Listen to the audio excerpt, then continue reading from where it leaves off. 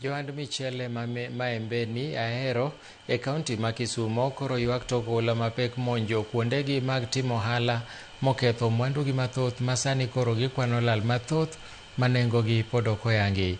Oula ma kamano monjo kuonde timo ohala iko gwen ma piny noru godo kawuono tok aora Nyando muomo moheo tinga mar pi mande ne okuny, ka bende jodak ma kono seyo jogedo ni mar ok ne gigero kanyo kaka owinjore. Oula ma kama bende nomonjo skund nyiri ma Ahero mochuno tend sikuno mondo olor sikul apoya nono ka chenro mag somo bende koro ng'ikore.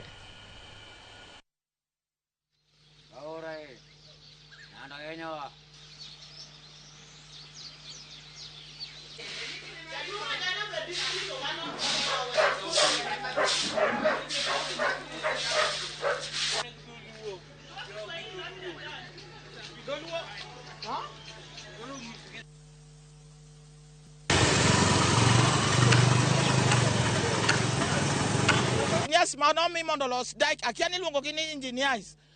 Koro jogo iko giloso gino gi mibadhi. Gilose kijuju, gitere mchieso. Gilose gimoro mothechore to Nyando en gima biro mateko mar Nyasaye makele.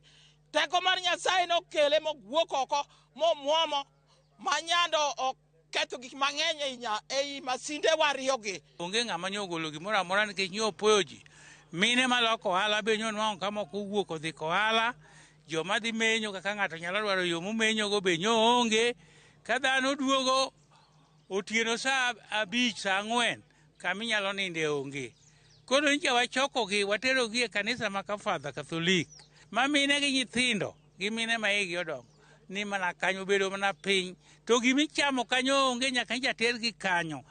Kech ka nyithindo ma kaka watimre gi nyithindo tich be koro chung'nwa. Nyayudo simo nyoro sa 5 nabi ni sikul pi odonjo. Koro akwayo sirikal ni mondo okony mondo kik nyithindo sombgi rochre. Kech ka gibiro kapok olor to somo rochore.